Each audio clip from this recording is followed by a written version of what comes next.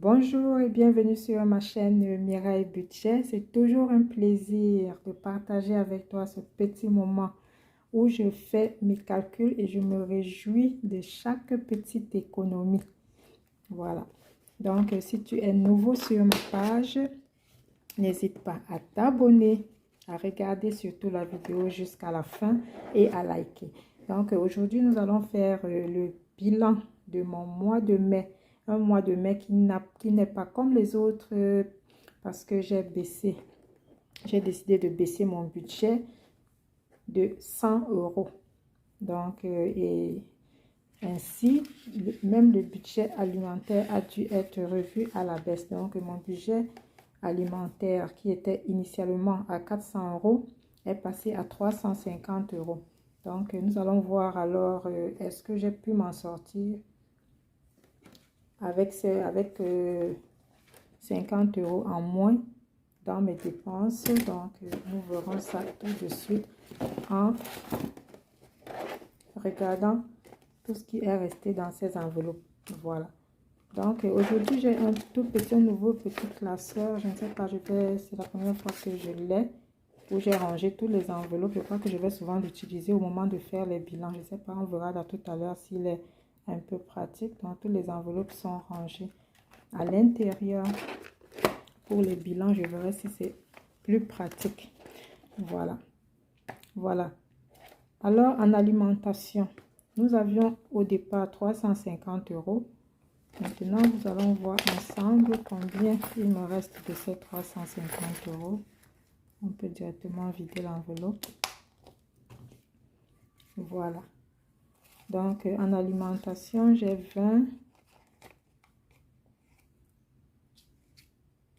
2 billets de 5 euros. Nous allons directement épargner là tout à l'heure. Donc, en alimentation, j'ai donc eu 20, 30, 32, 60, 68. Donc, voilà ce que nous avons en alimentation. Donc, ça fait 32,68 euros. Ça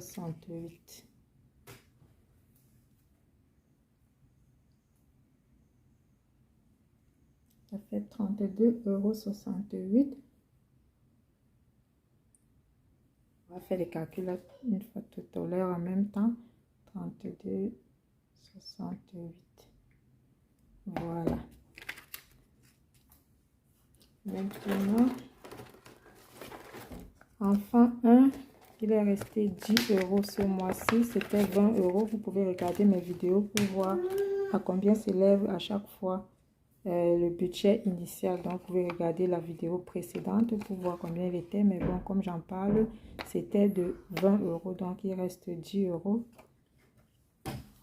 On regarde les autres enveloppes. Nous avons l'enveloppe enfant 2.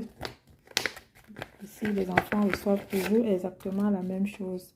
Donc, il va rester aussi 10 euros. Voilà, mon bébé. J'ai fait les courses pour bébé environ. C'était environ peut-être 9,50 euros, 9,45 €, un truc comme ça. Mais bon, les pièces, je les ai déjà mis dans ma boîte à pièces. Là. Donc, je n'ai pas noté. Quand les pièces sont trop petites, là, donc, je ne tiens vraiment pas compte en tant que tel. Mais bon, ils vont dans une boîte, ça veut dire qu'ils sont toujours épargnés. Donc, voilà 10 euros pour bébé. L'enveloppe perso de maman, donc prévu à la dépense. Comme ça n'a pas été dépensé, ça va directement en épargne, en restauration. Nous n'avons rien. Voilà, les enfants ont commandé des pizzas. Donc, ça a été utilisé. Voilà. Enveloppe loisirs. Bon, aller s'asseoir dans un parc et regarder les enfants jouer, c'est aussi un loisir, mais un loisir qui ne coûte pas grand-chose, en dehors de prendre quelques paquets de chips et quelque chose à boire et les enfants s'amusent, on n'a pas besoin de payer. Donc, ce mois-ci, on n'a pas dépenser côté loisirs. Donc voilà, les 20 euros sont toujours là et ça constitue comme ça une épargne. Et comme je dis toujours, être prévoyant, c'est bien. Et quand ça n'a pas été dépensé, ça vous fait automatiquement une dépense sans stress.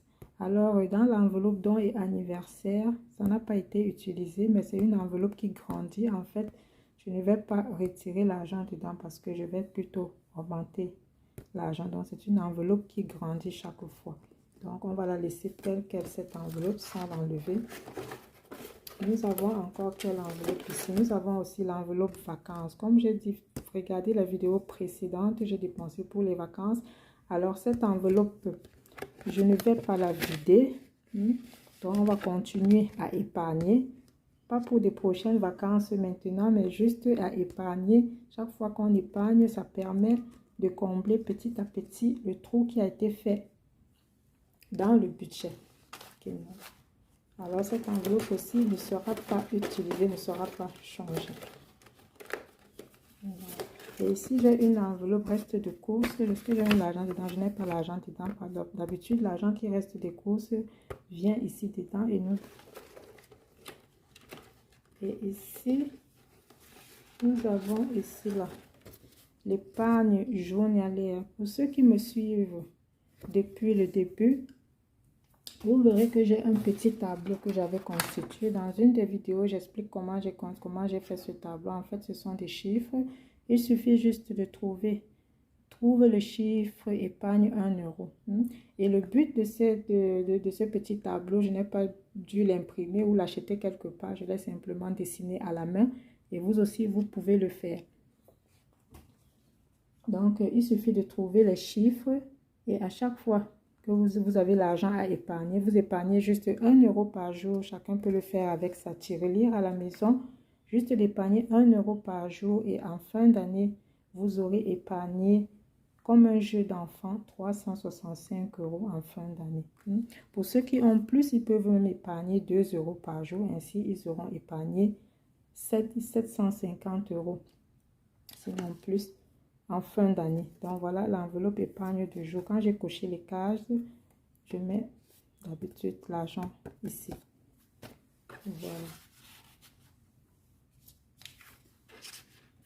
Voilà. Est-ce que toutes nos enveloppes ont été vidées? Voilà. Et ensuite, ici, nous avons notre légendaire enveloppe qui est l'enveloppe des défis 5 euros. Nous verrons tout à l'heure combien il reste, bien combien il y en a dans cette enveloppe, parce que là et après, cet argent va retourner à la banque. Comme je vous l'ai dit dans la vidéo précédente, je ne veux plus avoir trop d'argent qui traîne à la maison. Donc, au fur et à mesure, cet argent ira à la banque. Voilà, nous verrons ensemble combien ça fait. J'ai commencé, je crois que j'ai commencé en janvier, je ne me trompe pas. Oui, je ne me trompe pas, je crois que j'ai commencé en janvier. Janvier ou bien février avec la budgétisation. Donc, on va voir combien de 5 euros nous avons pu sauver. Parce que je les appelle, on les sauve comme ça de la noyade. Parce que c'est l'argent qui était prévu, qui était fait pour être dépensé. Alors, nous allons voir au total combien nous avons épargné. Donc, on va voir ensemble combien nous avons épargné au total. Donc, je vais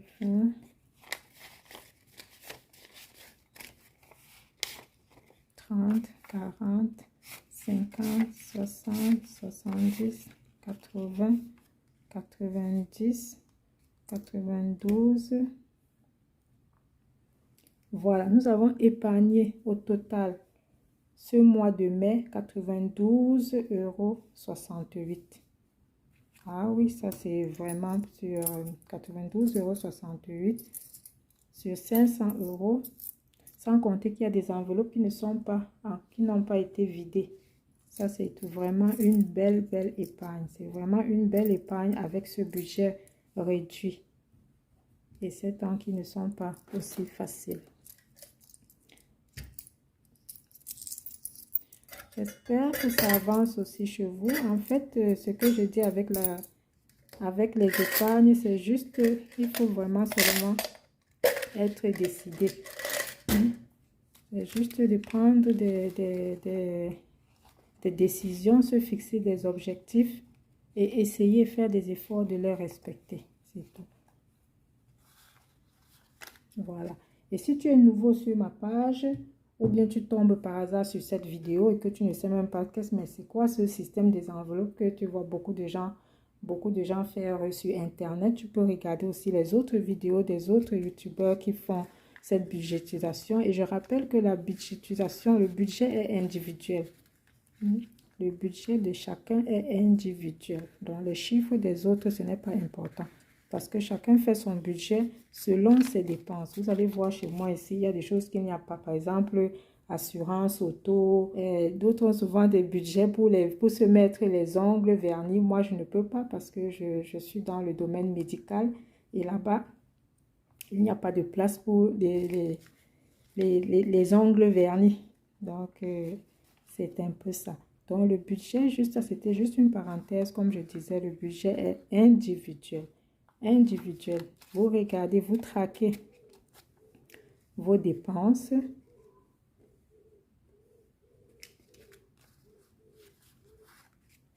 Vous regardez vos entrées. Maintenant, dès que vous avez fait la soustraction, vous avez déduit toutes les dépenses de ce que vous avez comme entrée. C'est le reste, ce qu'il reste.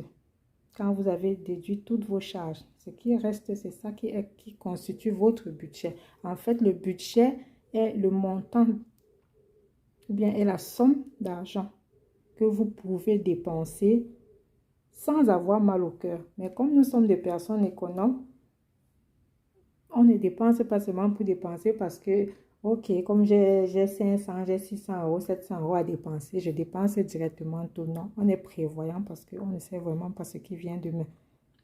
On ne sait vraiment pas ce qui vient demain. Que tu peux perdre ton boulot, tu peux perdre ceci.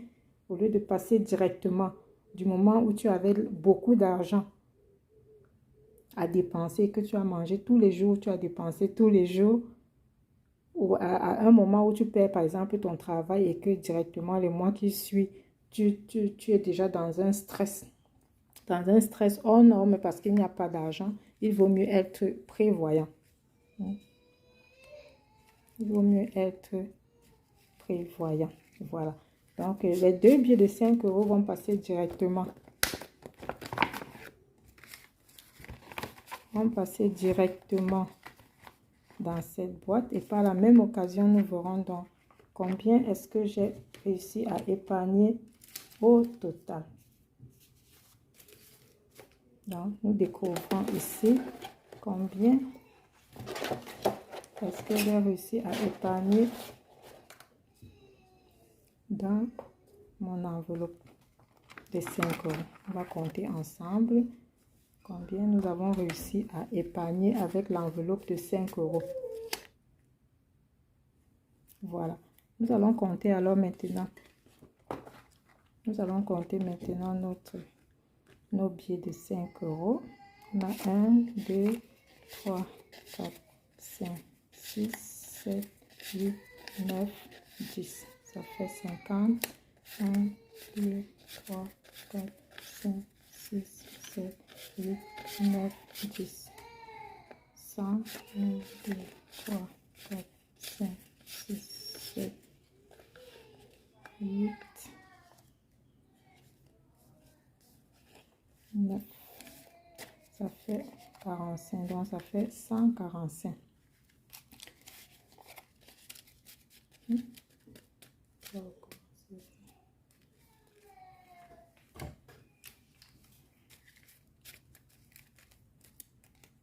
Voilà, comme je disais tout à l'heure, nous allons compter et voir ensemble combien j'ai épargné. Avec les 5 euros, nous avons 1, 2, 3, 4, 5, 6, 7, 8, 9, 10. 1, 2, 3, 4, 5, 6, 7, 8, 9, 10. Ça fait 100. 1, 2, 3, 4, 5, 6, 7, 8, 9. Ça fait 145 euros.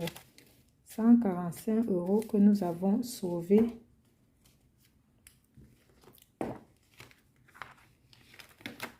au cours de ces 5 derniers mois. Je crois que j'ai commencé en janvier avec les épargnes, donc cet argent va rentrer directement à la banque pour qu'on n'ait plus trop d'argent qui traîne à la maison. Si la vidéo t'a plu, n'hésite pas à t'abonner, à liker et à regarder, surtout partager. Voilà, il faut surtout partager aux autres. Ça pourrait sûrement intéresser quelqu'un d'autre qui veut aussi faire de la budgétisation. Voilà, donc c'est un plaisir, ça a été un plaisir de partager avec toi cette petite aventure. On se retrouve très bientôt pour le remplissage des enveloppes du mois de juin. Alors, d'ici là, je te souhaite de passer une très bonne journée. Et surtout, n'oublie pas de mettre un petit pouce en l'air juste pour m'encourager. Hein? Merci. Et je serai ravie si vous avez aussi d'autres astuces, parce qu'on ne connaît pas tout, hein, de partager en fait comment les autres font.